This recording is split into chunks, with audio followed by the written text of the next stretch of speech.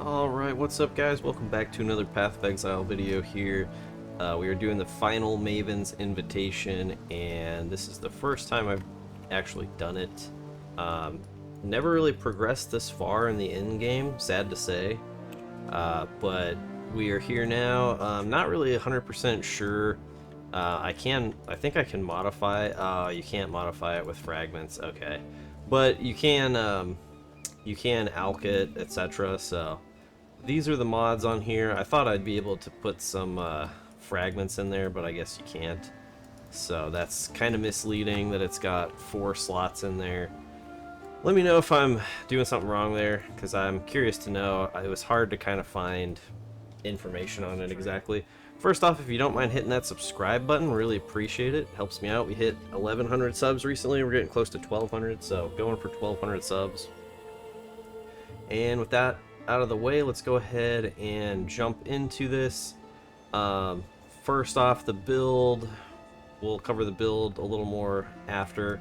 But this is the final Maven's Invitation, and so I think there's total of 10 bosses in here. So let's go ahead and see how this goes. This build is fairly strong against bosses, so I think I should be, oh, I forgot I gotta click on this thing. I think I should be fairly okay, because I can just kind of quickly eliminate the bosses and move on to the next one. So far so good. Get a nice big old stun on them and just kind of AoE them down.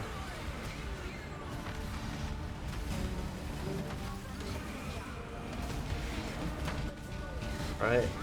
Probably the Veil Oversoul is one of the more dangerous. Just if I'm not paying attention and he happens to smash me, that could probably be really bad. Also having a little bit of trouble telling what's going on with all the ads he's summoning. Alright, there we go. So that's what is this thing? Can you stop? Alright, so that was the final Maven's Invitation, and I believe, do I get to take on the Maven now? I'm not 100% sure. If you guys could actually let me know, that would be very much appreciated. So we will go ahead and just take a look at the build here, kind of show you where it's at. You can see that was fairly easy, not too challenging in that fight for this build. So the main things, we are a chieftain, and this are the ascendancies that I've picked up. This is also my league starter build, so this is my only character this league, and everything that I've got, you know, I've farmed and played solo on this character. So this is what the build is currently looking like, and here are my resists. When I hit a rare or unique enemy, it pops this flask, so then we get an additional up to 87 all resist. I'd like to squeeze out another 4% chaos resist. I can probably do that if I want to recraft a couple of these chaos resist mods. So I could get, if I got perfect rolls on that and that'd be another 3 chaos resist. So that one's already a perfect roll. So that would get me to 74, which would be very close to max chaos resist. But just looking at the gear here, so near perfect Marohi Urki, and I'll just hover over it real quick. You can pause if you'd like to look a little closer. So really the main upgrades I could get at this point would just be not I'm I could get better influenced rolls on some of the gear, and then I could also try and get higher armor and higher life rolls on the gear, but like these basically they have all tier 1 rolls for added physical damage, which is very important for this build, and then this has like a tier 1 attack speed and physical damage roll, which were the main things that I wanted on there. So I have over 100% chance to ignore enemy physical damage reduction. And just to show you the links here as well. So main thing about this build is it does just massive amounts of physical damage, and with the Immortal Call setup and the new Chieftain ability, it actually gives me a crazy amount of survivability with almost no investment into like any defensive stats aside from increasing my max resists, just because Immortal Call doesn't make you completely immune to damage, but it gives you a less modifier. So the main thing is, that can kill me is elemental damage and chaos damage. The physical damage, you're mostly immune to it, because your endurance charges also increase the physical damage reduction, but the elemental damage is just like a 34% less. You can't increase that. So having a higher max resist really helps in that area. So like 87% resist, and then taking a third less of that damage makes you very resistant to elemental damage. And then really the only thing left to worry about is chaos damage, but with a high enough chaos resist and being mostly immune or very resistant to the other damage types, makes the chaos damage very manageable. Currently I'm using Soul of Solaris fully upgraded and Soul of Gruthgul, just because I think having the reduced attack speed if I've been hit is good, and then just the increased physical damage reduction. The only other one I've thought about would be Soul of Shikari for the reduced chaos damage taken. The other ones don't really seem to be very necessary. I was using Soul of Lunaris while leveling up, but now I think probably Solaris is going to be better, just with the 20% chance to take less area damage from hits, and then no additional damage from crits if you've been crit recently, and avoid ailments from critical strikes. I think that is better. And then the other buffs, like when you're fighting a boss, is very helpful as well. Because at this point, really, the bosses are some of the main threats. Or a strong, like, rare, or like a rogue exile, or something along those lines. So that is that's kind of where the build is currently at. In terms of upgrades, I did find an awakened melee physical damage support, so leveling that up currently will probably get some quality on it, and then I may take a look at what other awakened support gems I could potentially utilize.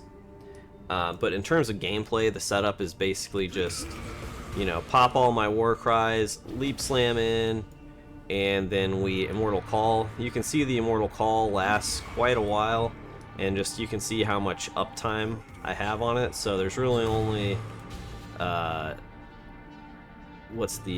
it's got a less than a 2-second cooldown time. So every 1.9 seconds, essentially, I have just massive, massive damage reduction. And I've been playing a majority of the red maps with like less than 4,500 HP, which to me feels low, but because of the huge mitigation and the stuns, and also I wasn't 100% sure about it, but I went ahead and tried it out. But this all damage with maces and scepters inflicts chill is crazy good in at this point in the game, because I can not only can I stun like bosses very easily, because anything with full health is a guaranteed stun on Leap Slam, and the stun lasts like several seconds at this point. And then I can pretty consistently stun with Sunder because it hits so hard. But I can also inflict like a 30% chill on bosses with that mastery. And so the stun and the chill really makes enemies that don't die in one hit manageable. Just for terms of like, they're slower, they're stunned, they can't hit me as often, they can't move as quickly, so just greatly also increases the survivability of the build. And then we're also running Pride, just because of the huge increase to the physical damage that they take. I have 100% bleed chance, and what I ended up doing was to squeeze some more points out. Just min-maxing. When you get to the end game, you have to try and find like every little way you can squeeze a couple more points on the passive tree. And I'm currently, I don't have any cluster jewels on this setup, so like I said, this was a league starter, and so I got all these tattoos to give me 5% chance to bleed, and then with these here, mostly for the aggravate bleed, I have 100% chance to bleed. I have really low cooldowns on my war cries, so much so that they're basically up whenever I need them. I've got pretty quick move speed when I pop Intimidating Cry, gives you a move speed buff. If I flask, I'm even faster. I may switch this out, especially on boss fights, for the unique flask I have, that Granite Flask, that gives you like a more physical damage multiplier, because like 10% more physical damage versus a boss, and the armor is going to be significantly better than this. Like, this is, really only good for clearing maps a little bit quicker. And even then, I don't know, like, this is still not a terrible move speed. So I may permanently switch over to that, just as, I've completed every map. So besides tier 17s, I haven't got any tier 17 maps yet. So I have basically the whole atlas filled out. I just need to basically go and buy a couple of the unique maps to get those last few points. Just these 4 unique maps are the only ones that I have left to do, so that'll probably be the next thing that I do. And then I've got, a majority of the points here. I've got a few left to get from Maven invitations and then pinnacle bosses. Just 4 left to pick up from the Atlas, those 4 uniques, that unique maps that we were just talking about. So overall, I see no reason why this build I won't be able to continue pushing farther into the end game.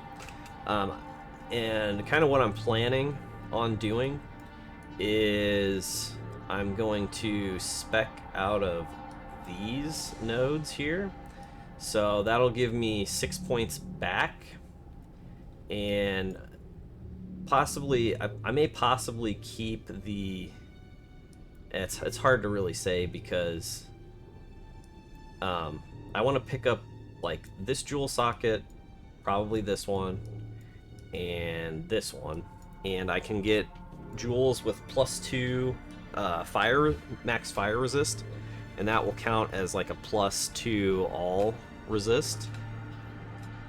So here I'm using 3 points to get +3, so 6 points to basically get +6 all resist. I can go 3 points, 5 points. I mean, it'd be 8 points, but I could get +6 fire resist, plus, you know, a whole bunch of other good modifiers on the jewels. So that may be what I do next. I've got, you know, another 6 points that I can pick up through levels, and then those 6 points, like respecking, should give me, I should be able to really push the build a little bit farther. I may even look at, the thing with jewel sockets that kind of sucks is, like, it is somewhat of an investment, because you have to basically spend 3 points just to get the jewel unlocked, and then, you know, depending on the jewel node, like, the jewel node has to be really good at this point. In terms of, you know, what I'll spend my last 6 points on, I may look at a cluster jewel setup. We'll see. I may also pick these up, and maybe another frenzy charge would not be terrible. And then, you know, I could just pick up more mace damage nodes now that I'm fighting some of the pinnacle bosses. They do survive more than just a couple hits, so potentially picking up more damage wouldn't be a bad thing. The only thing that, you know, if the boss doesn't have ads, I can't fully use Blood Rage, so I can't fully make use of Blood Rage and the Frenzy charges if there's no other monsters to kill, or if I don't have full charges and I don't kill them, you know, quickly enough. The other thing that I could do, just like spitballing, there is another, let's see, is it, yeah, I mean, I could pick up 50% increased stun duration. That wouldn't be bad. Hits that stun have Culling Strike, that wouldn't be bad. That'd give me Culling Strike on all of my, you know, basically majority or all of my attacks. Just don't know if I need it though, because, you know, it just depends.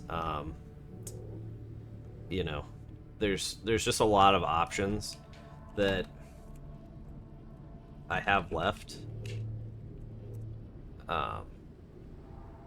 And you know, the Culling Strike could be good because it does work on bosses.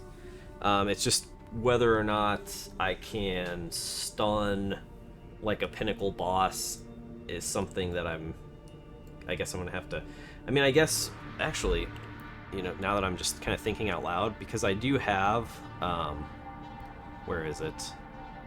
I do have Ruthless, so every third attack does stun, so that could actually be really good, because then I could have Culling Strike on bosses. So just, even if I can't guaranteed, or even if I can't stun them normally with the Ruthless hit, which is every third hit, it's a guaranteed stun, so that would then have Culling Strike. So that's kind of where the build's at, guys. Thanks for tuning in, thanks for listening, thanks for watching. I'll definitely post, you know, some more videos as I take on some pinnacle bosses, and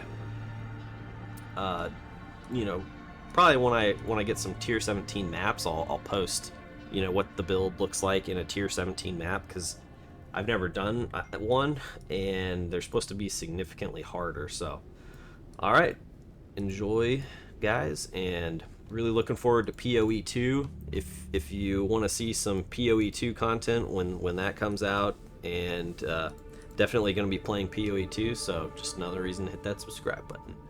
And remember to give them the D.